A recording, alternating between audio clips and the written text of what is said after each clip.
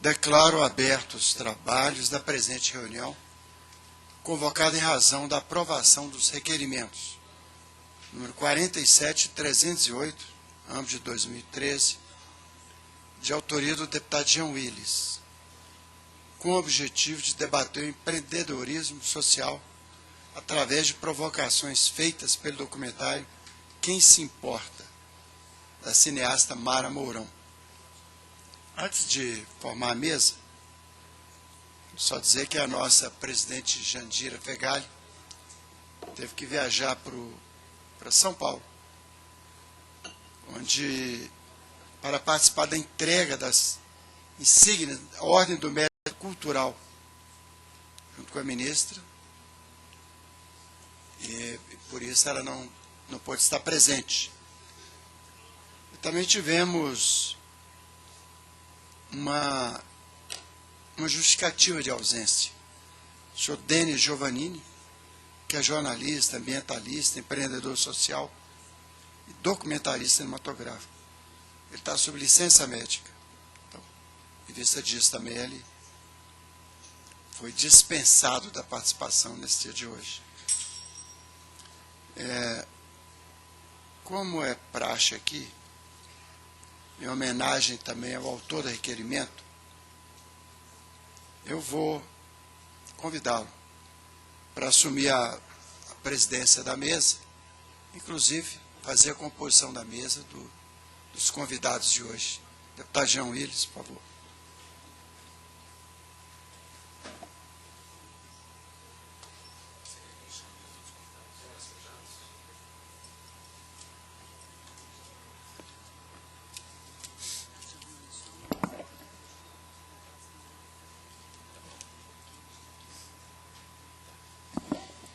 Bom, então eu convido para integrar a mesa dessa audiência pública a cineasta e diretora do documentário Quem se Importa, que foi o documentário que serviu de provocação para o requerimento que resultou nessa audiência pública, a cineasta Mara Mourão. Por favor, você está aí na mesa. A representante do Ministério da Cultura, a senhora Juana Nunes, que é diretora de Educação e Comunicação para a Cultura, do Ministério da Cultura.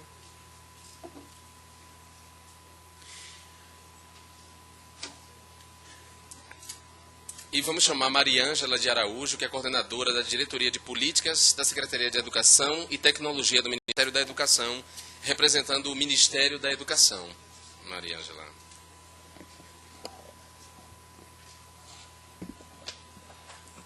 Só algumas normas aqui da nossa audiência. A gente vai exibir primeiro o vídeo ou parte dele, né, Mara? Não é isso? O trecho.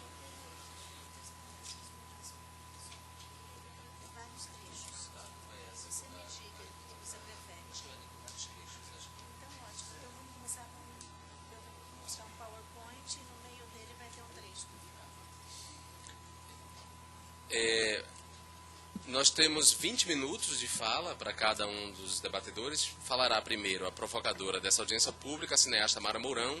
Na sequência, a representante do Ministério da Cultura, a Juana, porque está com uma limitação de horário. E, por fim, a Mariângela Araújo, representando o Ministério da Educação. Os parlamentares que, porventura, estiverem aqui, além do deputado Nimário Miranda, terão a palavra depois das falas dos comunicadores aqui na mesa. Já por conta do adiantado da hora, eu passo a palavra para Mara Mourão.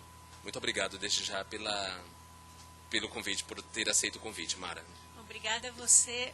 Eu gostaria de agradecer muito a sua iniciativa, deputado Jean Willis, de ter realmente se importado com o tema do filme Quem se Importa e ter proposto essa audiência, que é uma coisa inédita e difícil acontecer com um filme, né? A gente já exibiu o filme no Cine Palácio Planalto e já exibimos o filme em Harvard e em várias conferências ao redor do mundo, mas uma audiência pública de Comissão de Cultura é uma coisa muito bacana para um documentário. Então, eu gostaria de falar um pouquinho rapidamente para vocês de como eu cheguei na ideia desse filme.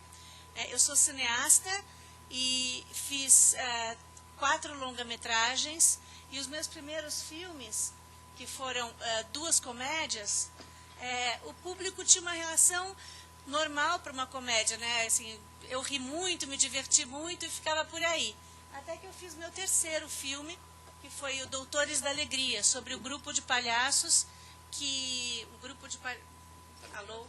Acho que não. Ajuda aqui com o microfone, gente. O grupo de palhaços que visita crianças em hospitais. E a reação do público, mas tá bom aqui, a reação do público ao Doutores da Alegria foi de uma outra ordem. Realmente as pessoas vinham me dizer que o filme tinha mudado a vida delas. E eu ouvi relatos assim, de professores que disseram que mudaram o jeito de ensinar após ver o filme, de jovens que decidiram tomar outro rumo nas suas carreiras. E foram, assim, não centenas, mas talvez milhares de depoimentos muito comoventes. E até hoje o filme vem sendo usado em escolas, empresas e conferências, e divulgando não só o trabalho do Doutores da Alegria, mas também o empreendedorismo social, né? E sentindo na pele o poder que o cinema tem, a maravilhosa ferramenta que o cinema é de causar impacto social, eu decidi ir para o meu 4º longa-metragem, que é o Quem Se Importa, que é um filme sobre empreendedores sociais ao redor do mundo. E com este filme eu aprendi muito, não só sobre o setor social, mas sobre o impacto que os filmes podem causar. Então, eu gostaria de mostrar um trailerzinho para vocês.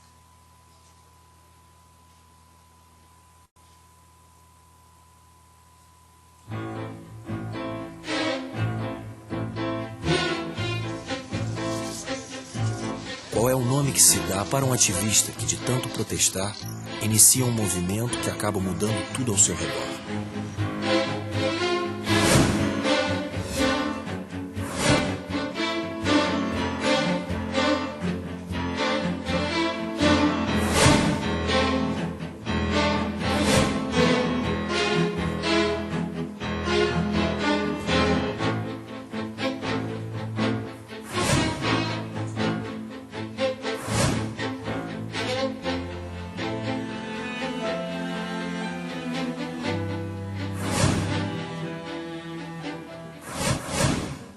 Everyone's trying to help me because they thought, you have lost your way.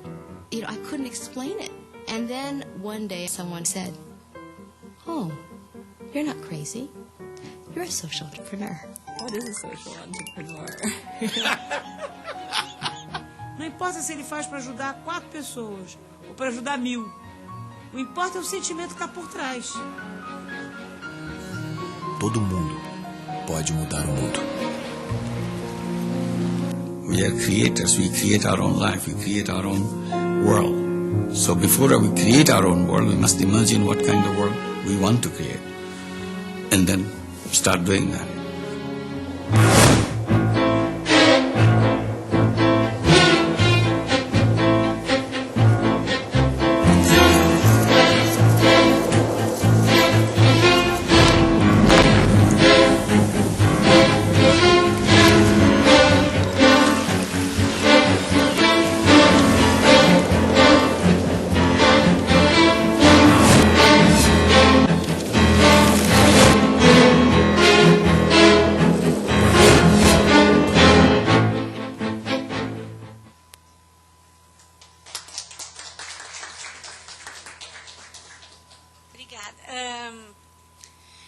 Eu, com esse filme, aprendi que os filmes podem causar um impacto enorme e que não pode ser medido apenas pela métrica convencional, né? A métrica dos números.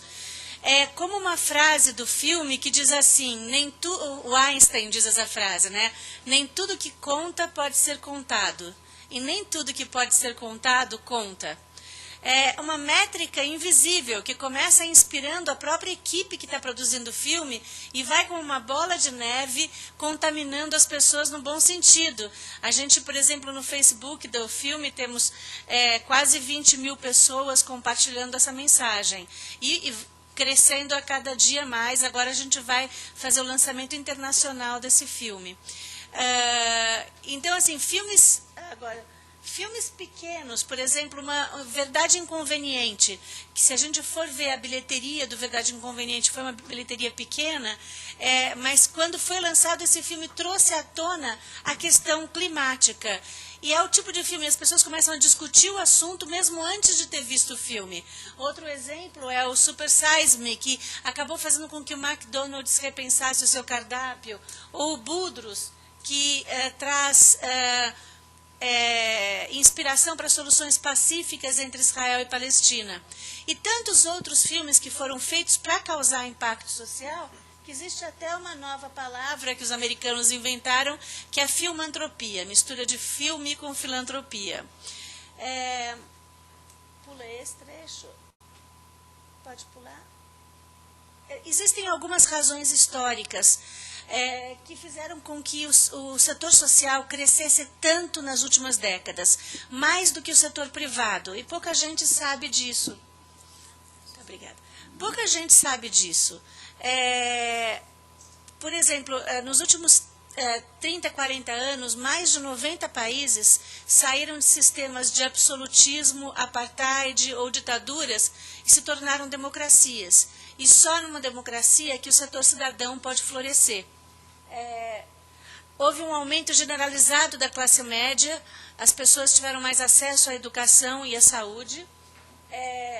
Com o crescimento da internet, 2 bilhões de pessoas ficaram conectadas e estão sabendo mais sobre os problemas sociais ao seu redor. E, por fim, eu acho que todos nós paramos de acreditar que são só as autoridades e os governos sozinhos que vão conseguir dar conta dos maiores desafios da humanidade. Hoje a gente sabe que é o casamento do setor público com o setor privado e com o setor cidadão que vai conseguir resolver nossos grandes problemas. Esses grandes líderes, eles sempre existiram ao longo da história, né? Aqui tem dois grandes exemplos, o Gandhi e o Martin Luther King. E eu tenho um cara no filme que eu me orgulho muito, que é o Bill Drayton. Não sei se vocês já ouviram falar, ele é o fundador da Ashoka, que é a primeira organização a selecionar e apoiar empreendedores sociais ao redor do mundo. Como isso aconteceu? Ele, como homem de negócios, era um diretor muito importante da McKinsey, viajava muito para a Índia e lá percebeu que existiam pessoas muito pobres, mas com soluções criativas, de baixo custo e alto impacto para a solução de problemas sociais. E ele pensou assim, bom, se eu quero mudar o mundo, melhor eu ajudar essas pessoas no estágio inicial da implementação dos seus projetos, né? Então eu vou ajudar essas pessoas que querem mudar o mundo a conseguir criar suas organizações. E aí ele fundou a Ashoka. Ashoka é o nome que significa em sânscrito ausência de sofrimento. É também o nome de um imperador indiano que realmente fez reformas incríveis na Índia, e também o nome da árvore onde Buda meditava.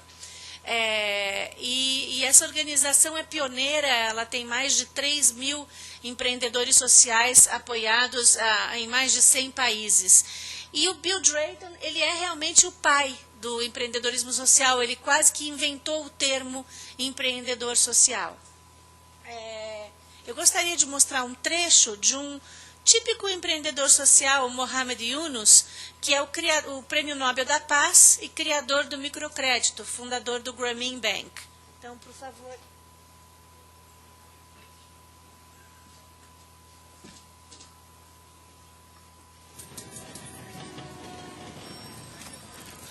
I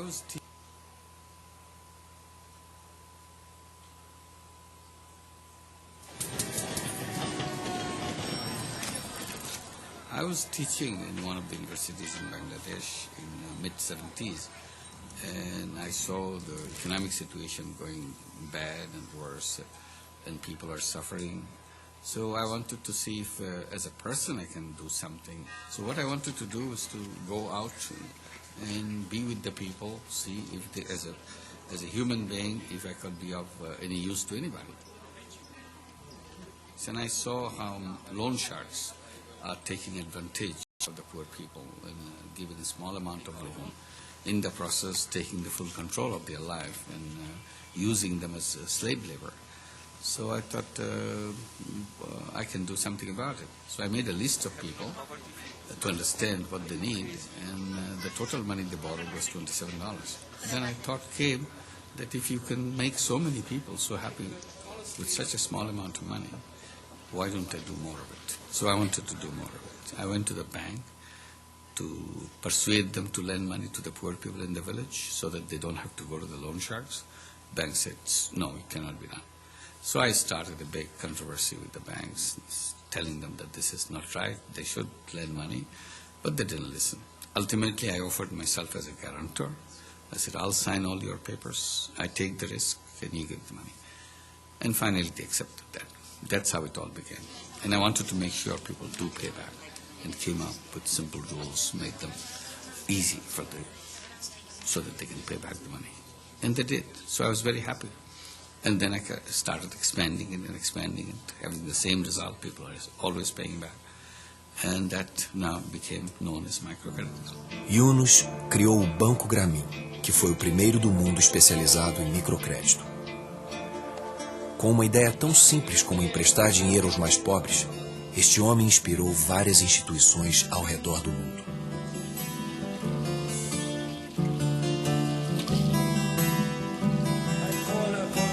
The Nobel Peace Prize laureate for 2006, Muhammad Yunus, and David Bowman.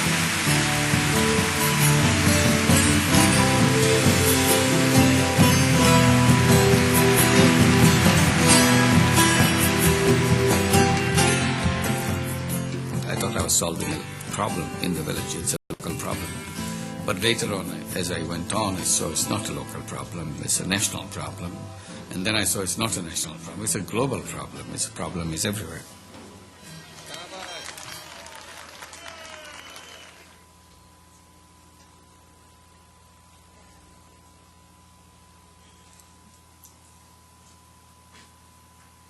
Bom, o que é um empreendedor social, né? Ele tem as mesmas características de um empreendedor de negócios.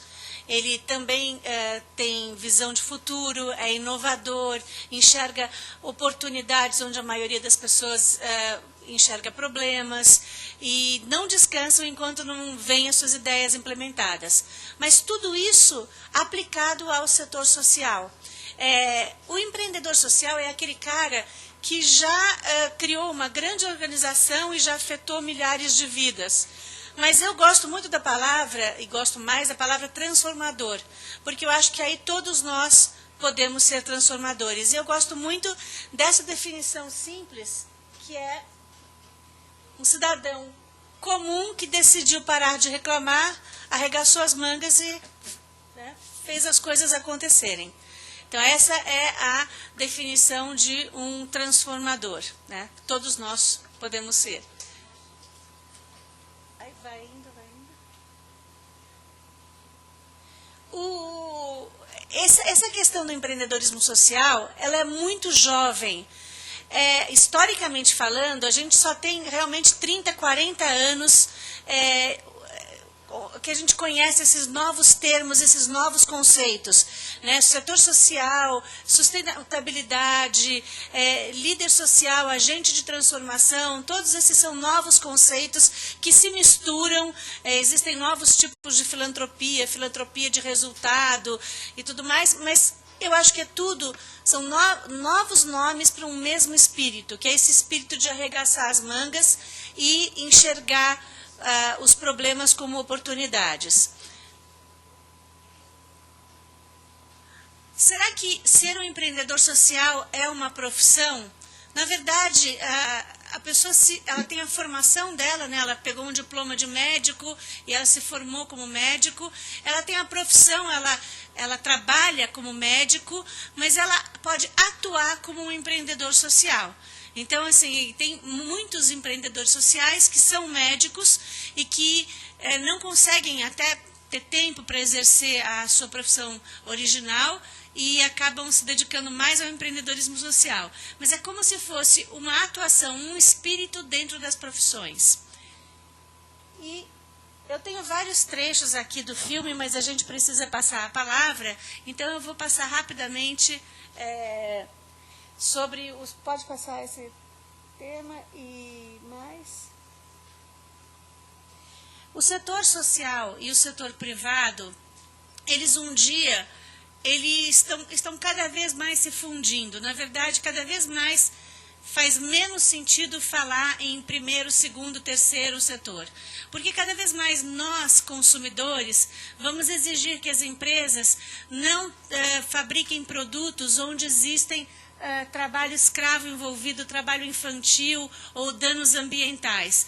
E nós, funcionários das empresas, também vamos exigir que elas tenham departamentos de responsabilidade social e ambiental de fato e não como pura maquiagem ou pura ferramenta de marketing. Então, somos nós, consumidores, e nós, funcionários, que vamos aos poucos transformando o primeiro setor numa coisa cada vez mais parecida com o terceiro setor, e o terceiro setor também aprendendo com as qualidades do setor privado, e esses dois setores vão se fundir e no futuro não vai haver mais a necessidade de divisão entre esses setores. Eu até fiz uma brincadeira dessa fusão. Pode passar. E eu vou mostrar aqui um trechinho rápido da Vera Cordeiro, que é uma médica brasileira do Rio de Janeiro. Consegue passar aí?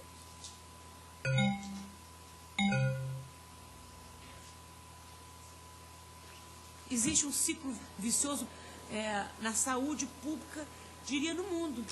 Na saúde pública do que diz respeito às pessoas que vivem abaixo da linha da pobreza. É como cavar um buraco na areia. É um trabalho que não tem fim e que você não vê o resultado, porque a cura não se consolida.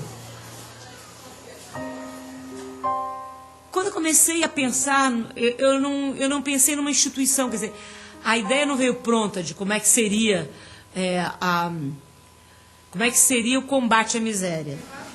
Como médica no hospital, eu percebia que as mães sofriam muito com as doenças dos filhos.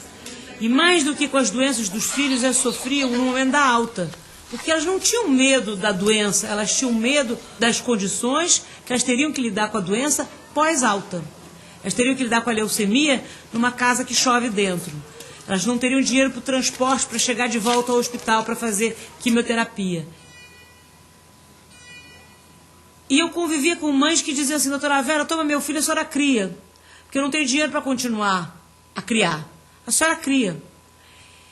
E isso me dizia assim, isso era insustentável. Eu fazia, naquela época, um eletrocardiograma em mim mesmo por semana. Quer dizer, vou infartar, eu vou morrer. Eu comecei a vender, eu me lembro, as meninas trancavam os armários, porque elas começaram a perceber que as roupas delas iam ser leiloadas e vendidas. E objetos da minha casa também eu comecei a vender. Então meu marido viajava muito nessa época, e ele chegava em casa, cadê aquele relógio de parede? Eu falei, virou quimioterápico.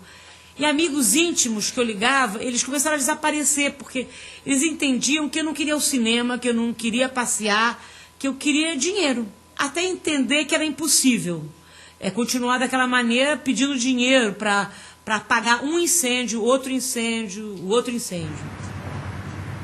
E nesse momento, eu escrevi um projeto. E esse projeto eu mostrei para as redes sociais, e Vera, você enlouqueceu. Isso é um projeto de governo, você quer melhorar a moradia, você quer colocar as crianças na escola, promover o autossustento das famílias, da cidadania e da saúde. Isso é o governo. Eu falei, eu estou um pouco cansada de governos. Esse vai ser o governo da sociedade civil. Certamente, mundo afora tem governos corretos, mas sem uma sociedade civil pulsante, esse mundo não tem saída.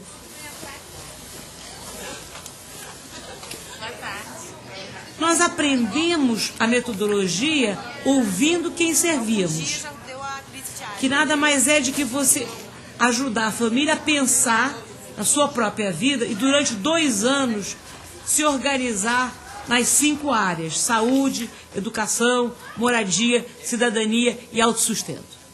Se você ajuda essa família nessas 5 áreas de uma forma integrada, você muda o patamar, muda a condição de vida dessa família e faz com que ela tenha as condições mínimas de sobrevivência.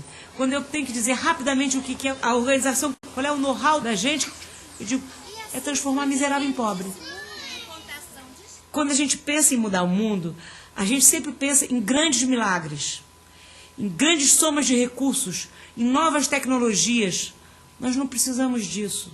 Com o que se já sabe, através de tecnologias sociais, de empreendedores sociais, de empreendedores de negócios, com o que já está à disposição e com o poder da internet, esse mundo se transforma em pouco tempo.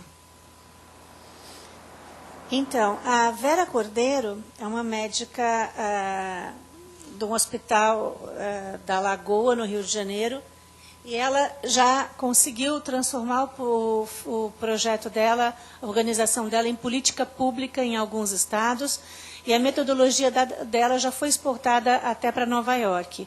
É uma empreendedora social premiada no mundo todo, e realmente o trabalho dela é magnífico. Ela fala assim, se eu fosse diretora da ONU, eu começaria por esse extrato da sociedade. Mães pobres com crianças gravemente enfermas. Porque ela fala assim, que se uma doença numa família rica já causa o caos, imagina uma família onde, na maioria das vezes, nem existe a figura do pai.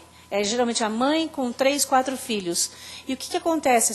O filho fica doente, a mãe não tem condições de cuidar das outras crianças e, ao mesmo tempo, largar o seu emprego, cuidar da criança que está no hospital, não tem dinheiro para manter o tratamento. Então, elas nem querem que a criança tenha alta, porque elas não têm como custear o tratamento. E aí a Vera pegou isso que ela chama que é o fim do fim do fim, é a falência de uma família, né? E resolveu reformular a vida dessas famílias que têm crianças gravemente enfermas. E fez esse trabalho maravilhoso. O Mohamed Yunus, que a gente apresentou aqui antes, ele também começou muito pequeno. A história dele é muito bonita, porque ele começou emprestando $27 para 42 pessoas. Ele era um professor de economia na Universidade de Bangladesh, e ele pensava, o que adianta eu estar aqui dando aula de economia se as pessoas estão morrendo de fome ao meu redor? E foi lá na comunidade tentar entender como as pessoas viviam e do que elas precisavam, e descobriu que as pessoas eram escravizadas pelos agiotas.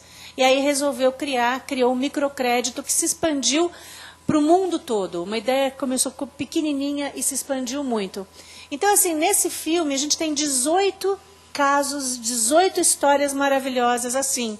A gente tem um monge budista belga que treina ratos na Tanzânia para desarmar minas terrestres e detectar tuberculose. E é um cara maravilhoso, porque ele conseguiu unir a paixão de infância dele, que por incrível que pareça eram os ratos, com o que ele foi fazer mais tarde, que era design industrial. E ele pensou, eu não quero passar a vida inteira desenhando micro-ondas ou carros, eu quero fazer alguma coisa por alguém. E desenhou esse projeto, onde ele treina esse tipo de ratazana gigante para desarmar as minas terrestres, e está trabalhando em vários países da África. Tem uma pessoa chamada Mary Gordon, que ela está ensinando empatia. Empatia, a capacidade de você se colocar no lugar do outro, entender o que o outro está sentindo. Todo empreendedorismo social começa pela empatia, né? E ela está ensinando isso para as crianças em centenas e centenas de escolas ao redor do mundo. E o método que ela usa é tão simples quanto brilhante. Ela leva um bebê para a classe de aula e ela faz com que todas as crianças acompanhem o crescimento desse bebê durante o primeiro ano de vida do bebê. E aí as crianças recebem de 3 em 3 semanas aquele bebê e vão aprendendo com os obstáculos, assim, quando a criança começa a engatinhar, quando ela começa a se manifestar, tudo aquilo elas vão tecendo paralelos entre a vida daquele bebê, a vida daquela criança, a vida da família da criança, e é uma alfabetização emocional que está acabando com a violência e o bullying em centenas de escolas ao redor do mundo. Tem, por exemplo, o Rodrigo Baggio, que é o primeiro cara a falar de inclusão digital. Há 20 anos atrás, quando as pessoas falavam que as pessoas da favela precisavam de comida e não de computador, ele já subia a favela, que não era pacificada, levando informática para essa população carente. E já falava da importância da inclusão digital. Tem no filme também o Joaquim Melo, que é o criador do primeiro banco comunitário desse país, o Banco Palmas, que já se espalhou por mais de 60 cantos do país. E ele tem uma frase muito bonita no filme que diz assim: esse Banco Palmas não nasceu em Harvard, não nasceu na USP, na FGV, nada contra esse povo todo, mas nasceu nos grotões do Nordeste do Brasil. E usa um dinheiro próprio. Você chega na comunidade ali, você vai no posto de gasolina e aceita-se Visa, Mastercard e Palmas. Ele conseguiu aprovar com o Banco Central o uso de uma moeda própria. A gente tem também o Denner Giovannini, criador da primeira organização de combate ao tráfico de animais silvestres. Temos o Wellington Nogueira, do Doutores da Alegria, o próprio Bill Drayton. E são 18 empreendedores sociais, pessoas brilhantes, com ideias criativas e que já causaram um impacto social enorme. E por que eu estou aqui? Porque eu conversei com o Jean, e o Jean, muito sensível, entendeu na hora a importância de se levar esse tema para as escolas de todo o país, né? Eu queria falar um pouquinho para vocês disso. Por que esse tema é tão importante nas escolas? O Bill Drayton acredita que se 3% dos nossos jovens forem educados para serem transformadores, que ele chama de change makers, a gente muda esse mundo em pouco tempo. Por quê? Porque empreendedorismo social não se aprende nos livros. É como andar de bicicleta. É idêntico a andar de bicicleta. Você tem que fazer para aprender. Você tem que treinar, montar grandes times, treinar, passar credibilidade, vender a sua ideia e sentir na pele o prazer que é causar uma transformação positiva ao seu redor. Então, quando a gente traz essa cultura para os jovens das escolas públicas e mais carentes, eles vão conseguir atuar para melhorar o seu interior. E os jovens das escolas privadas, as escolas que têm mais recursos, vão conseguir atuar melhorando as comunidades ao seu redor. Então, é um ganha-ganha, porque você está dando um presente para o mundo, porque esses jovens vão agir para melhorar o mundo, e um presente para os próprios jovens, que vão se empoderar e descobrir que quando eles descobrem lá pelos 12, 13, 14 anos que eles podem, que eles têm essa força, isso fica com eles para o resto da vida. Você está dando um presente, você está empoderando aquele jovem para o resto da vida. Uma coisa importante é a gente perceber que se a gente quer prestar um exame para passar para uma universidade top no mundo, como Harvard, não adianta você mostrar um currículo só de boas notas.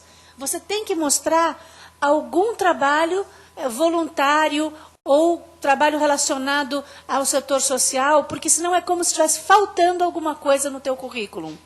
É quase como uma falha de caráter, a visão deles quanto a um currículo que só apresenta boas notas e não apresenta trabalho comunitário. Será que o nosso vestibular sequer se importa com a preocupação cidadã de um jovem? Então, essa cultura tem que ser trazida para dentro das escolas. Não só escolas de ensino médio, como de ensino superior, mas principalmente de ensino médio, porque é nessa idade dos 12 em diante que a criança tem que treinar ser uma transformadora. Essa questão de que todo mundo pode mudar o mundo é muito jovem historicamente falando.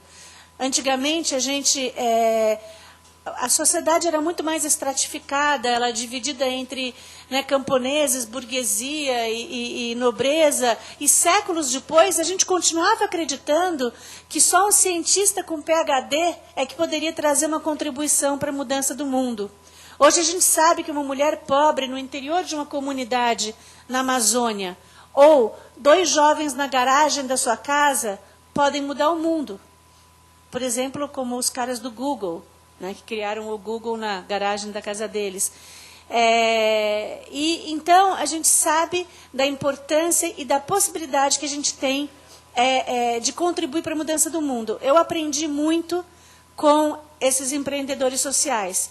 Eu vi que eles são muito diferentes entre si e que as organizações deles são muito diferentes, algumas autossustentáveis e outras dependendo de parcerias com o setor público e privado. mas todos eles têm uma coisa em comum. Todos eles conseguiram unir missão de vida a trabalho. E eu aprendi também que não importa se você trabalha com educação, com economia, direitos humanos, saúde, não importa se você trabalha do setor público, privado ou social, você pode fazer uma diferença e você pode causar um impacto social positivo. Antes de fazer esse filme, eu acreditava que vamos mudar o mundo era uma frase piegas e infantil. E depois de entrevistar todas essas pessoas que já estão fazendo isso, eu acredito piamente que isso é possível. Então, eu gostaria de agradecer essa oportunidade e pedir que vocês nos ajudem a levar isso para dentro das escolas, levar essa cultura, pensar juntos em como fazer isso, porque eu acho que seria muito importante para o país formar jovens transformadores. Muito obrigada. Eu conheci pessoalmente Mara Mourão nas palestras TEDx, foram uma das edições das palestras TEDx, foi realizada em Ribeirão Preto, eu era um dos palestrantes, ela também, nós tínhamos 18 minutos para dizermos, em 18 minutos, como a gente transformaria o mundo, que ideia a gente daria para transformar o mundo. E eu fiquei impressionado com o documentário da Mara, eu vi trechos lá no dia, depois ela me emprestou o documentário, eu fiquei por demais sensibilizado e eu disse, eu quero levar essa mensagem a quem mais eu puder. E já que eu estou num lugar privilegiado, eu queria sensibilizar o parlamento, sensibilizar as duas comissões que tratam dessas questões que são afins à cultura e à educação. Tinha a fantasia de apresentar para o maior número de deputados, de acreditar que os deputados estariam interessados em conhecer essa mensagem, até para poder qualificar as proposições legislativas e as discussões. E também eu queria muito que o governo, através do Ministério da Educação e do Ministério da Cultura, conhecesse o trabalho da Mara. Não só para falar, não só para sensibilizar as políticas públicas, para pensar nessa parceria público-privado ou sociedade civil, governo, para citar a frase dela, né, os governos não darão conta de tudo, é verdade, não vão dar, a sociedade civil tem que colaborar. Não só para isso, mas que o produto em si, o filme da Mara, pudesse de alguma maneira ser incorporado, né, seja pelo Ministério da Educação, seja pelo Ministério da Cultura em eventos, a gente levar essa mensagem. E por isso, estão aqui os dois representantes, as duas representantes, na verdade, do Ministério da Educação e do Ministério da Cultura. Eu passo já a palavra para Juana Nunes Pereira, que é do Ministério da Cultura e é diretora de Educação e Comunicação para a Cultura do Ministério. Alô? Tá ligado? Tá, né? Então, gente, primeiro eu queria agradecer ao deputado Jean Willis, deputado Nimário Miranda, Mara, sua fala. A gente fez um esforço imenso de poder estar aqui hoje, porque nós estamos realizando hoje a Ordem do Mérito Cultural. Então, eu emiti a minha passagem ao último horário possível para estar lá, porque eu queria estar aqui. E vejo que valeu muito a pena. Eu queria começar a minha fala falando da minha experiência pessoal, porque eu fui militante estudantil na juventude e atuava na minha escola, era uma escola pública na Zona Sul do Rio de Janeiro, e o impeachment passou.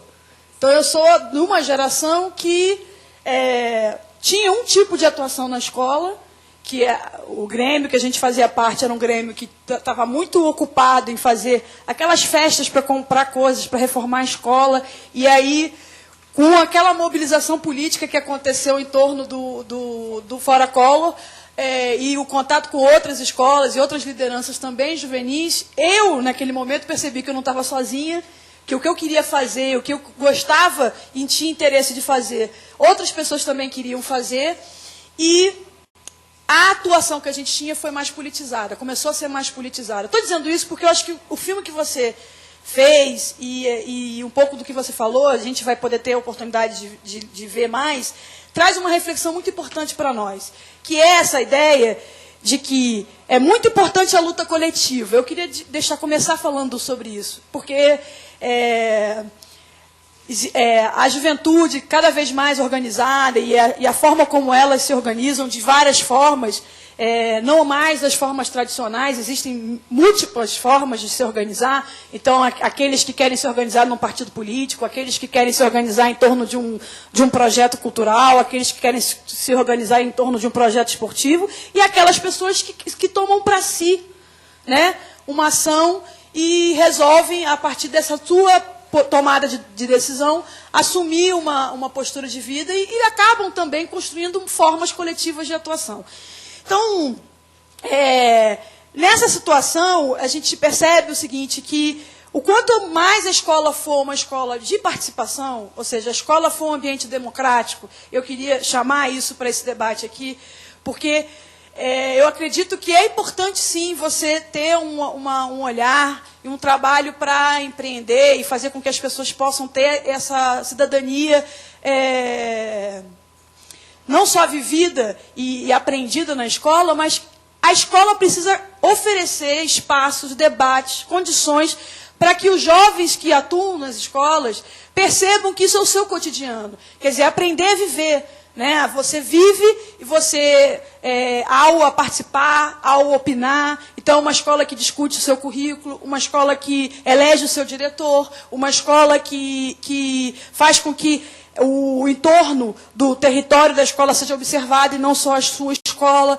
Então, tudo isso leva a uma cidadania e leva a uma participação social. Então, eu entendo que estou querendo chamar a atenção, porque é importante que a gente não pense assim, olha, nós vamos criar uma disciplina ou vamos fazer uma ação para ensinar as pessoas a se comprometerem com o mundo e quererem transformá-lo. Eu acho que essa é uma tomada de consciência que parte da vivência, parte da experiência de fazer parte, de participar e de tomar consciência das coisas da sua vida, e eu acho que isso começa na escola. Então, eu queria provocar de que a gente tem se preocupado muito pouco com isso. Recentemente, a gente está com uma parceria, o MINC-MEC, nós assinamos um acordo de cooperação, e nós estamos com uma ação que é a nossa carro-chefe, que é o Mais Cultura nas Escolas. Eu tive secretários municipais de cultura que chegaram para mim, eu não vou dizer aqui quem foi, da onde foi, mas chegaram para mim e disseram assim, mas esse negócio de que o artista é escolhido pelo diretor da escola é muito ruim, né, Rona? Por quê?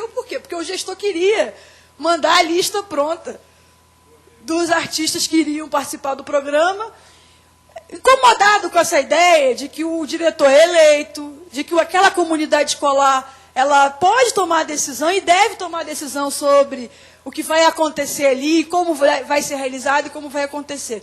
Então, essa cultura política que a gente está discutindo no Congresso, a gente está discutindo as novas formas de participação, a gente precisa retomar esse debate para a escola pública, né? Para ajudar a dar essa dimensão, acabou de ser realizado pela Presidência da República, não sei se você soube, Jean, um seminário sobre educação popular. E foi um seminário muito interessante, porque a Secretaria-Geral da Presidência da República está buscando que várias e diversas políticas públicas possam incorporar a dimensão de como que você, ao conduzir as políticas públicas, também faz processos formativos de educação, de participação, de cidadania. E depois eu posso mandar para você os documentos desse seminário. E uma das iniciativas que a gente tem juntos, o Ministério da Cultura e o Ministério da Educação, que a gente faz a parceria com o Instituto Lidas, que é um instituto de São Paulo, é o culturaeduca.cc, que é um portal. Ele é, na verdade, um instrumento pedagógico virtual para que as escolas que vão participar do programa Mais Educação, os artistas, os estudantes, possam, a partir de informações sociais do território da escola, justamente que a gente quer fazer com que eles se interessem pela participação. Então, as atividades vão acontecer na escola, mas o que a gente pode mudar juntos para que esse território, que a gente chama de território educativo, possa se modificar? Então, essa é uma ação para induzir mesmo, motivar a participação política, social dos jovens, dos professores, dos artistas, comprometendo o movimento cultural com o debate da escola pública, com a qualidade da escola pública, de que forma que essa escola é uma escola mais aberta, é uma escola que se integra à comunidade, que percebe que o processo de formar e de educar, ele é um processo de responsabilidade de todos, e não só da escola, e do diretor e do professor, e sim, todo cidadão tem essa responsabilidade de contribuir para a educação. É essa potência que a cultura tem, que sempre foi pedagógica, antes de existir escola, o prédio escola, a instituição escola, ou a arte institucionalizada, ou o mundo da cultura institucionalizado, era através dos rituais, da dança, da vivência, da cultura que você ensinava. Então, essa potência a gente quer trazer para o espaço escolar e fazer com que o movimento cultural se comprometa mais com a escola pública e faça dela parte, quer dizer, é uma coisa que a gente está falando, que nós precisamos sair desse senso comum, de que todo mundo defende a escola pública, todo mundo defende a educação, todo mundo defende, diz que tem que mudar. Mas nós não temos um comprometimento real. Porque a gente tem recursos, a gente pode fazer muitas coisas para que essas coisas não se repitam e que crianças não tenham que sofrer essa situação de estarem doentes e não terem para onde voltar.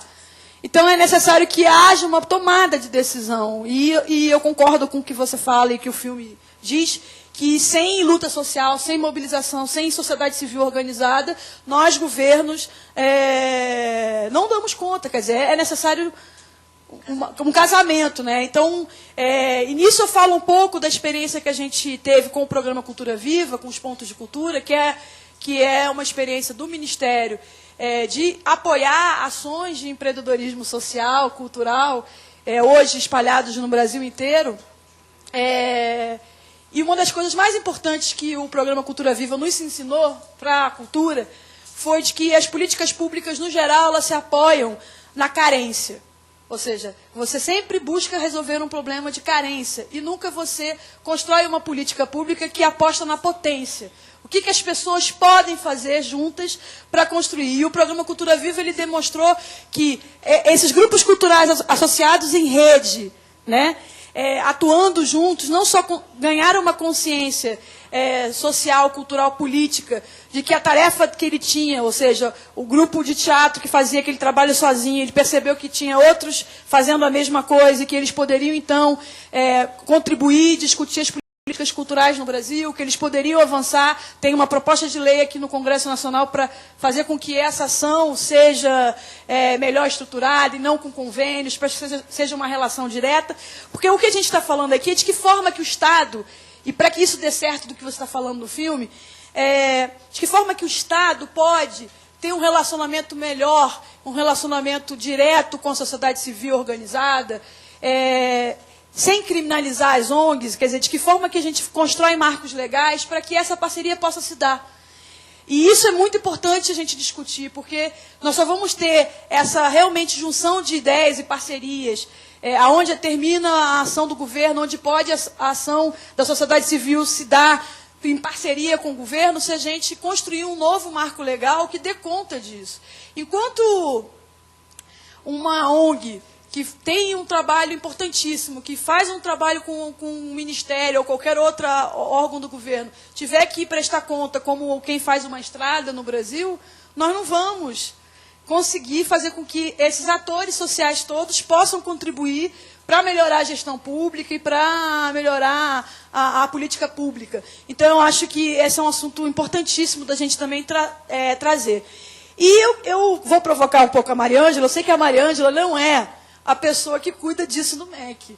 A Mariângela trabalha com ensino técnico. Mas, se você topar, Mara, a gente estava construindo uma parceria com o MEC, que era o Cine Educação. A gente queria distribuir filmes para as escolas públicas e a gente esbarrou no problema do direito autoral. Na hora quando o Ministério ofereceu os filmes ao MEC para passar no TV Escola e depois fazer esse trabalho de debate, alguns autores não quiseram, acharam que o MEC deveria ter que pagar uma grana para o filme, que deveria. Então isso acabou que a gente ficou muito difícil, e isso também era no momento em que estava sendo discutida a questão do direito autoral, estava meio nebulosa essa situação. Agora a gente já está com uma situação em que já ficou mais claro que o uso para a escola não é um uso comercial. Eu gostaria de me comprometer com essa comissão de promover, o deputado poderia ir junto, uma reunião sua, e a gente ia na Secretaria de Educação Básica, a Jaqueline Moll podia nos ajudar com o programa Mais Educação, e o TV Escola né, Mariângela? E a gente acertar, se você tivesse disposição de combinar, porque existem instrumentos da TV Escola poder fazer essa distribuição para todas as escolas e a gente construir uma parceria. E aí eu poderia ficar responsável aqui de construir essa ponte. É a minha tarefa mesmo no MINC fazer isso com o MEC e a gente trabalhar nesse sentido. E aí eu vou dar uma gancha para a Mariângela, porque nós temos aí o Pronatec, né? E uma das questões importantes do Pronatec é essa questão do empreendedorismo, né? E de que forma que algumas coisas que você falou poderiam estar absorvidas também numa parceria aí com o ensino técnico, ver aí nos cursos FIC, o que poderia ser feito para também construir uma ponte. Bom, era isso, eu queria agradecer muito e dizer que acho que ainda dá tempo de ficar um pouco para ouvir todos, mas vocês me perdoem que quando der minha hora eu vou ter que ir, mas eu queria agradecer imensamente o convite e estou à disposição, viu, Jean, para outras oportunidades, viu, Mara, debates, seminários, qualquer coisa que vocês quiserem, a gente está junto aí para ir colhendo e fazendo com que mais pessoas possam ser transformadoras. Esse é nosso compromisso de vida, independente de estarmos no governo, entendeu? Independente de qualquer, entendeu? Eu sou uma transformadora também, me identifico com o que você falou. Qualquer pessoa de qualquer tá bom? Obrigado, Juana. Bom, já que você levantou a bola para Mariângela cortar, então, Mariângela, com você. Bom, boa tarde a todos e a todas. E me veio, Jean, assim, nessas palavras e na audiência, né, veio que nunca, assim, você sempre está naquele lugar, né, seu lugar. Então, nada é por acaso. Então, a minha vinda aqui, né, como eu relatei inicialmente, né, eu fui pensada para estar aqui representando o Ministério da Educação. Então, eu trabalho na Secretaria de Educação Profissional e Tecnológica. Dentro dessa secretaria, na Diretoria de Políticas... Mariângela, só posso? Pois não? Um segundo. Jean Willis. Pois não, deputado Neumário Miranda. Aqui estão alguns violeiros que vieram nos visitar. Eles vão logo mais 18 horas ali no hall da taquigrafia, naquele tablado. Hoje é o Dia Nacional da Cultura e eles vieram aqui visitar a nossa comissão. Eles podiam só se apresentar, Maria, só um segundo aí, não vai prejudicar em nada a sua fala. Tá bom. São convidados nossos, viu, Jean Willis? Sim, Jean deputado. Willis. Fique à vontade. Bom, então, é uma honra para nós. Eu sou Chico Nogueira, do Grupo Mambei Brincante, aqui de Brasília. Estão aqui presentes, vou deixar aqui se apresente também, mas vão estar presentes hoje aqui o seu Badia Medeiros, que é um violeiro muito tradicional, um mestre da cultura popular, para quem eu peço uma salva de palmas. O seu Badia Medeiros, seu parceiro aí que vamos cantar hoje, o Diego. Está também aqui o Pereira da Viola, que é um violeiro conhecido lá da terra do Nimário. O João Santana, da dupla Chico de Assis e João Santana, uma salva de palmas para ele também. Vai estar a Orquestra Popular Obará e o Boi do seu Teodoro hoje, para a gente entregar esse manifesto, falando da importância da gente valorizar a cultura popular, para a gente construir um processo civilizatório na nossa terra que leve em consideração as características do nosso povo, as características de fraternidade, de solidariedade, para a gente construir um país diferente aqui nesse mundo que nós vivemos. Tudo a ver, deputado.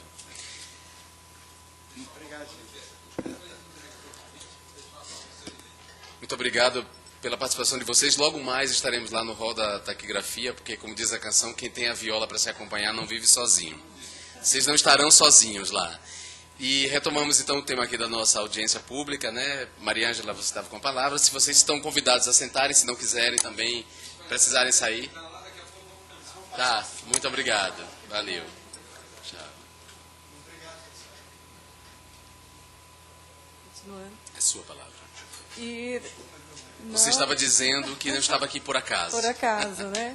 Então, uma temática tão cara, né? E também aquela aquela coisa que vem de outro mundo é possível, né? Então isso é bem colocado aí nesse documentário.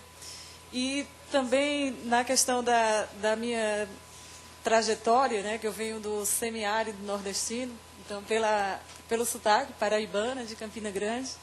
Então sempre com um sonho assim de também querer modificar, né, aquele ambiente onde a gente se encontrava.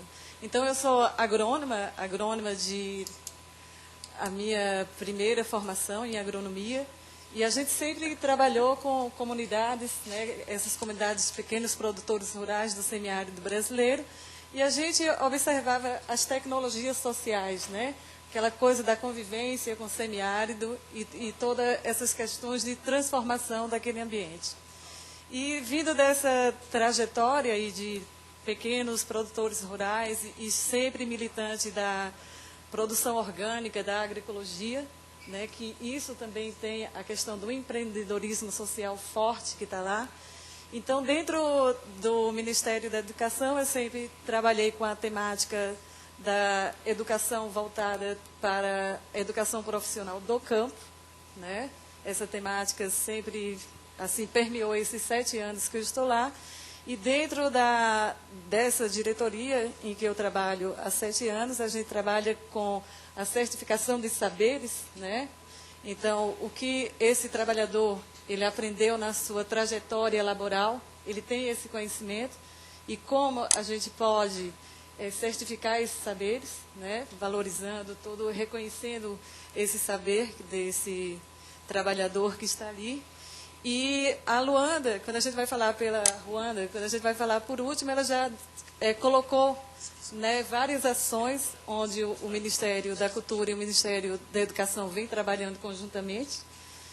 E dentro dessa temática que está aqui, o empreendedorismo social, então a gente enxerga muito bem a questão da Secretaria de Educação Básica, na diretoria da professora Jaqueline Moll, né, onde tem o programa Mais Educação. Então, essa temática, né, do empreendedorismo social pode ser muito bem trabalhada nesse macrocampo, que sempre é trabalhado com macrocampos, desde a questão das escolas, né, rurais até as escolas da cidade. Então, isso pode ser um macrocampo a ser trabalhado. Eu vejo como uma das oportunidades. E também eu visualizo também o Ministério do Trabalho e Emprego. Que dentro do Ministério do Trabalho e Emprego tem a secretaria, quem está à frente é o Paul Singer. Então, ele trabalha com a temática da economia solidária. Então, existe o quê? Vários empreendimentos sociais, né, que foram assim motivados por essa secretaria. Então, até essa experiência que é colocada aí do Banco Palma, né, também recebeu um apoio muito grande nesse programa que se tem no Ministério do Trabalho e Emprego. Então, é mais um canal que, né, possa se juntar esses esforços, né? E eu fico muito agradecida, né, de estar nessa audiência, né? Vou levar, né, para os meus superiores o que a gente está colocando aqui e abrindo um espaço, né, para, como a Luanda coloca, de uma reunião em conjunto para a gente buscar, né, esse trabalho mais conjuntamente. Então, é isso, né, Jean? Obrigada. Obrigado, Mariângela. Tá vendo, Mariângela? Não doeu nada. Você está aqui representando... Mas eu sou tímida. Não, eu sei que você é tímida, mas era importante que o Ministério da Educação se fizesse presente. Primeiro porque o Ministério da Educação tem que estar presente na audiência pública, que ele é convidado, né? Quer dizer, é de bom tom. Segundo, porque é um tema de interesse da população brasileira. O tema do empreendedorismo social é um tema da transformação social que envolve as políticas públicas e envolve os setores da sociedade civil organizada. Então, fiquei muito feliz da Ruanda e vocês já saírem daqui com não soluções, mas pelo menos iniciativas de como esse produto, o produto em si, o filme, pode ser aproveitado e de como isso pode abrir um diálogo mais amplo sobre políticas públicas. Antes de passar a palavra para o deputado Nilmário Miranda, que é o primeiro inscrito, eu só queria fazer uma colocação. Eu concordo com a Ruanda quando ela disse que... Só para apresentar também Pereira da Viola. Isso é um craque. Hoje é o dia dos violeiros. Bem-vindo, Pereira. Valeu. vai estar conosco daqui a pouco também. Ele é, Lá no Roda Taquigrafia. por acaso, da minha cidade, Teófilo Otoni, lá da comunidade São Julião. E uma carreira espetacular aí como violeiro.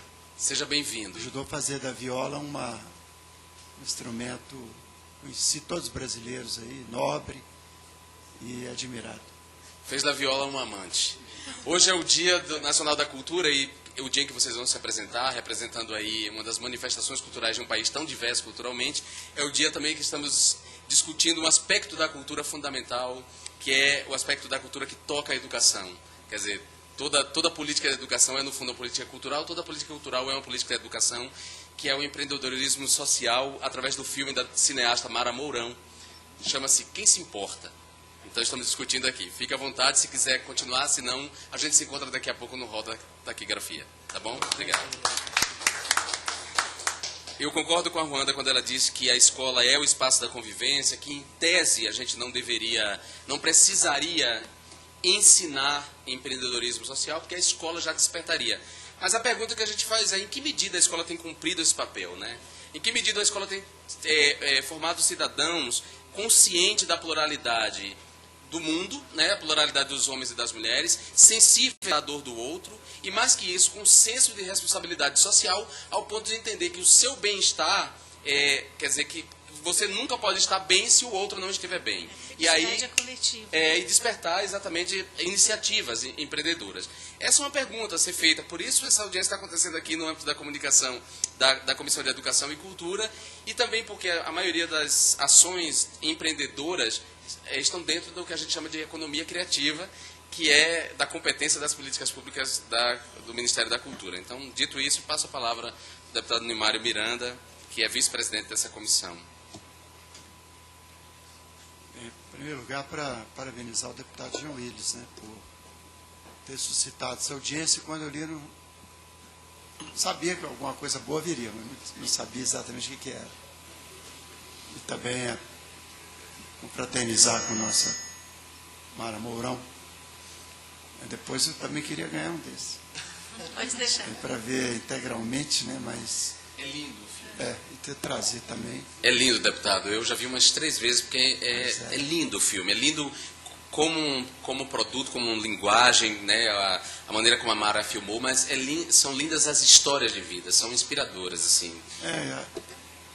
Há uns 20 anos atrás eu comecei a falar do Yunus, né, desse tipo de empreendedorismo, todas as áreas, né, de que são totalmente transformadores, né? E por coincidência mesmo nós vamos ter hoje essa celebração do Dia Nacional da Cultura, e nós escolhemos também um tema muito parecido, né, para celebrar os mestres da cultura popular. Os mestres, né, que é o povo das congadas, do boi-bumbá, do maracatu, dos fandangos, toda essa cultura popular brasileira, que está, felizmente, né, tá subindo, está em alta. Desde a entrada aí do Gilberto Gil, né, um popstar que mudou o rumo da cultura no Brasil, né, a partir da sua gestão. Então, acho que nós estamos colhendo os frutos disso a cada dia, todos os momentos. Então, seu trabalho também é muito, muito bom. Obrigada. Vou ver integralmente depois aí. Mas só o que foi dito e debatido, o depoimento do deputado João Willis, já mostra o que vale a pena ter feito essa audiência pública, né, e parabenizá-la. Muito obrigada. Eu gostaria só de dar mais uma palavrinha rápida. Eu gostaria de mais uma vez agradecer o deputado João Willis pela sensibilidade em abordar esse tema. Gostaria de agradecer a Joana e a Mariângela, dizer que assim, existem muitos cursos ao redor do mundo, cada vez mais nascendo cursos em universidades sobre empreendedorismo social. A Columbia University, Harvard, todas as grandes universidades ao redor do mundo estão tendo cursos de empreendedorismo social. E levar o empreendedorismo social para as escolas além do fato de que a própria comunidade não está casada com a escola, e quando existe esse casamento, nos exemplos das escolas públicas, onde existe esse casamento, elas geralmente são muito bem-sucedidas, porque justamente a comunidade, junto com a escola, consegue transformar aquela escola e a própria comunidade. A gente tem exemplos no Campo Limpo, a gente tem vários exemplos de escolas maravilhosas que fizeram isso. Mas, muitas vezes, também o empreendedorismo social, o jovem precisa, é quase como fazer um workshop mesmo, e aprender que tipo de coisa um jovem pode levar. Por exemplo, tem um jovem aí, que é um dos exemplos que eu dou, que ele resolveu reciclar material esportivo com os amigos dele para distribuir para as crianças mais carentes. Então, pegava raquete usada, bola, não sei o quê, né, e ia juntando e fez uma ONG enorme, um garoto de 14 anos. Outra que resolveu fazer um grupo para ensinar alunos estrangeiros a língua local. Outro que resolveu fazer uma rádio para melhorar a questão do bullying na escola. Ou seja, existem tantas ideias bacanas de jovens fazendo empreendedorismo social, que eu acho assim que, através da cultura, como você disse, através do ensino técnico, existem várias formas da gente trabalhar isso dentro das escolas. Eu acho que o importante é trazer o tema, né? Com certeza. Eu passo a palavra então para o professor Sérgio, nosso deputado e ator aqui da nossa comissão. Obrigado, Jean. Obrigado, Jean. Olha, eu tenho mais 2 audiências públicas nesse mesmo horário, das 2 comissões outras que eu participo. Fiz questão, constrangido pelas outras, mas de acompanhar toda essa audiência, Mara, porque é um tema assim, você ao reunir esses 18 empreendedores sociais, você acaba sendo a maior empreendedora, de divulgar isso para o mundo, tá? Esse teu trabalho não tem dinheiro que paga. Até você usou uma expressão que na hora, infelizmente, estava tocando telefone, eu só fui aqui desligar, não atender, e eu perdi uma parte. Se você puder repetir, eu gostaria de aprender, daí eu só quero fazer mais uma reflexão. Algo no sentido que nem tudo que conta, nem tudo que pode ser contado conta. É uma frase do Einstein, nem tudo que conta pode ser contado. Nem tudo que pode ser tudo que pode ser contado conta. Conta, né? Então é isso, foi isso que eu entendi mesmo. Relativizar a importância dos números, né? Exato. Então, porque como é que a gente mede a felicidade interna bruta de um povo? Não tem como é que a gente mede a força voluntária de um povo? Exato. Né? São índices que agora as pessoas estão começando a acordar para esses índices, que são tão importantes quanto o PIB, né? Você sabe, Mara, que, só para dar um depoimento aqui, eu já fiz mais de 3.350 palestras de prevenção às drogas nos últimos 17 anos, catalogadas. Eu cheguei como deputado aqui há 1 ano, eu era suplente e assumi. Isso antecede em década a minha vida política. Estou aqui, inclusive, como consequência de todo esse trabalho, sabe? Como disse John Lennon, a vida é algo que acontece, né? Quando a gente está ocupado fazendo outros planos. Então, eu tenho dedicado, assim, grande parte da minha saúde, da minha vida, da minha condição financeira, mais de 1 milhão de pessoas que eu já conversei, e vendo nas suas palavras assim, a gente percebe o quanto é importante, sabe, a gente continuar. Me motivou a continuar, já com 50 anos de idade, né, continuar esse trabalho, porque é isso que move o mundo, né, esse amor ao próximo, a dedicação, querer um mundo melhor, acreditar, como você disse, eu achava que era, sabe, frase pronta, dizer que podemos mudar o mundo, e quando fiz esse filme eu me dei conta que é possível sim. Então, parabenizar você, dizer que fico muito feliz de poder ter acompanhado a tua fala, as reflexões da Joana e da Mariângela também, né? Mas especialmente, sabe, amigas, poder ver alguém que fez um trabalho dessa magnitude, de poder fazer sabe, unir 18 experiências que são exemplo para o mundo. Então, tomara a Deus que vocês consigam entrar num acordo, né, e que isso seja distribuído para as escolas do Brasil inteiro. Tomara a Deus que os nossos estudantes, porque Infelizmente, a gente tem visto os nossos meninos e meninas já sem tantos grupos de teatro nas escolas. A gente tem visto os nossos meninos e meninas mais preocupados com o vestibular, como é que eu vou fazer para ganhar dinheiro, como é que eu me formo. É esse o foco maior hoje. E se perde. Eu vejo pelo meu filho, 17 anos. Eu fiz teatro na escola, eu tocava na fanfarra, eu era do Grêmio Estudantil, entrei em grupo de jovem de igreja, pastoral de juventude, fundei grupo de teatro, e tanta coisa a vida inteira. E chegamos aqui com essa história. E eu vejo o meu filho, um menino educado, amoroso, carinhoso, um doce, um sonho, mais focado em passar no vestibular e fazer medicina. Entende? Então, falta isso. Eu acho que tenho certeza que esse seu filme vai fazer com que essa gurizada nos colégios, lá do Paraná, a gente fala gurizada lá no sul, sou de Foz do Iguaçu, né? Esses meninos e meninas passem a refletir mais e, com certeza, nesse imenso Brasil, vai ter muita coisa acontecendo dentro das escolas, de novo, a partir do teu filme. Joana, te vira nos 30, Mariângela, dá um jeito de se acertar com direito autoral, alguma coisa que também a Mara, isso aí deve ter custado uma fortuna. Se virem, mas manda esse filme para o Brasil inteiro. Parabéns, obrigada, filho. Eu vou te dar para você assistir com o seu filho. Opa! Você vai gostar muito, professor Sérgio. A Juana vai ter que se sair, porque, como eu anunciei no início, ela tem que ir para São Paulo, para a cerimônia lá da entrega do mérito cultural.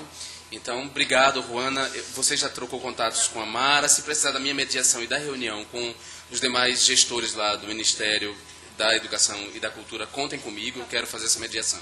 Tá bom? Obrigado. Valeu. Beijão. Eu quero anunciar a presença do deputado José Stedley, que também é da nossa Comissão de Cultura, assíduo sempre, mas provavelmente hoje deve ter se dividido entre outra audiência pública. Tem acontecendo muita coisa aqui, como eu disse para você. Mas se você quiser a palavra, Stedley.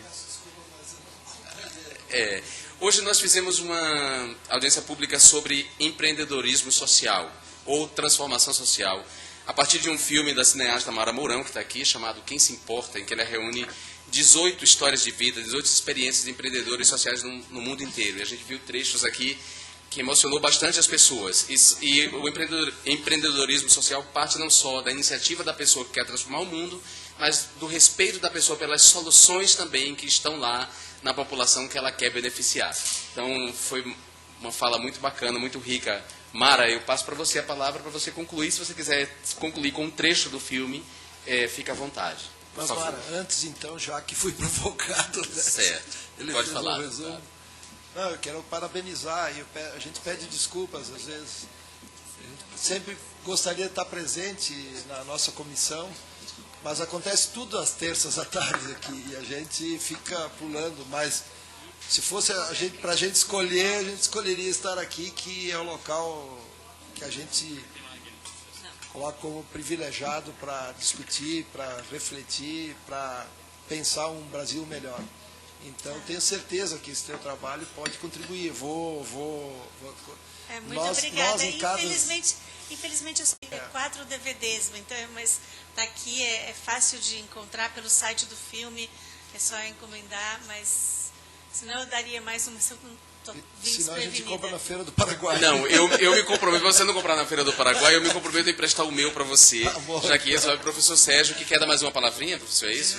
Eu estou aqui em mãos, Jean. Eu gostaria tanto de reforçar esse convite para todos que estão aqui, os servidores da casa, todos. Amanhã vai ter o lançamento das 16 às 18 horas, aqui na Câmara, tá? Aqui no espaço do servidor, do livro da Mara Gabrilli.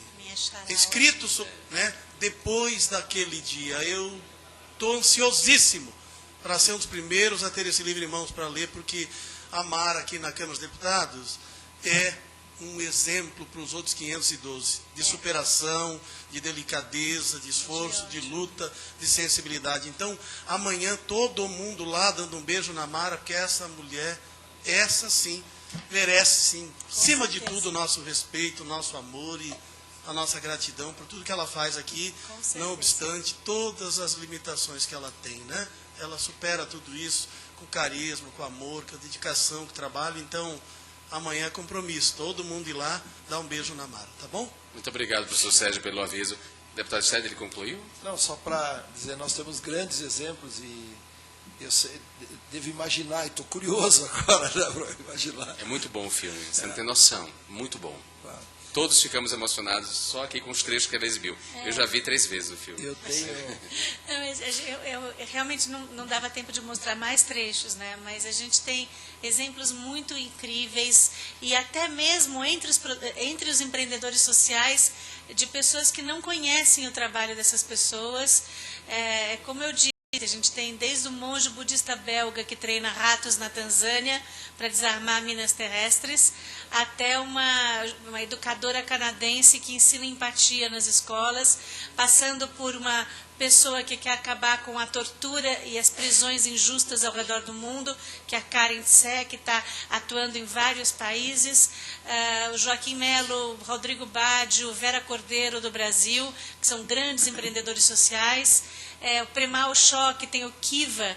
Kiva é um exemplo incrível de microcrédito pela internet, né? Você pode emprestar dinheiro para qualquer pessoa no outro canto do mundo e você vai só emprestar, você não vai dar, você vai receber esse dinheiro de volta, mas você ajudou, por exemplo, uma mulher a comprar uma máquina para amassar amendoim e fabricar peanut butter em Uganda. Ou para um homem no Turquestão, lá, comprar mais leite para as cabras e conseguir mandar as crianças para a escola.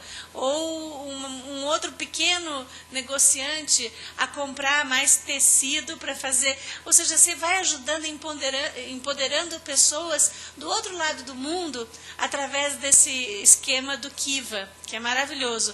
Então, assim, tem ideias muito boas, algumas podem ser implementadas em vários países ou virar política pública, e eu acho que isso é que vale a pena, é você sair do filme com essa inspiração de que não importa de onde você esteja, você sempre pode causar uma mudança positiva. Eu vou dizer assim que eu, que achava que não podia nada além de fazer filme, acabei descobrindo que também tinha algum poder de transformação. Tem uma frase no filme do Denner Giovannini que fala assim: você não toma uma pílula para virar empreendedor social, não é uma bênção divina. Você simplesmente conscientiza do seu poder de transformação. E um belo dia eu criei um grupo no Facebook que dizia assim: o nome do meu bairro quer paz. Eu dizia assim: meu sonho é que meu filho caminhe para a escola em segurança, que a gente possa conviver nas praças, que as pessoas se cumprimentem nas ruas. E fui contando o que eu queria para o meu bairro. Hoje nós somos 1.500 pessoas que não se conheciam, pessoas que moravam na mesma rua há mais de 30 anos, primos que moravam na mesma rua e não sabiam, casos incríveis, 1.500 pessoas conversando e discutindo os problemas do bairro. Foi uma coisa pequena que eu pude fazer dentro da minha medida. Então hoje eu acredito piamente que qualquer pessoa pode causar uma mudança positiva na sua escola, na sua rua, no seu bairro, no seu departamento, qualquer lugar. Você sempre pode causar uma mudança ao seu redor. E é essa mensagem que eu tenho e que eu aprendi fazendo esse filme. Então eu queria agradecer outra vez a oportunidade, muito para o Jean Willis, e agradecer a presença de todos vocês. Muito obrigada. Obrigado, Mara. Só para sintetizar a frase lá do Mahatma Gandhi: seja a mudança que você quer no mundo, né? Eu queria encerrar com um trecho do filme, assim, não tem... Apagou já, que pena. Não, tudo bem, tudo certo. A gente encerraria com um trecho do filme. Quero agradecer a presença de todos, deputado Estélio, deputado Sérgio, deputado Nimário, que passaram por aqui, todos que participaram. Mara, mais uma vez, muito obrigado. A Mariângela e a Ruana vão entrar em contato para a gente estabelecer. Eu vou estar nessa mediação. Tá ótimo. Tá certo? Muito obrigado mesmo. Acho que foi produtivo. Produtiva demais essa audiência. Nada mais havendo a tratar, eu encerro essa audiência pública. Muito obrigado a todos. Valeu. Foi ótimo. Obrigada, querido. Muito obrigada, gente. Vamos em frente. Eu já gostei.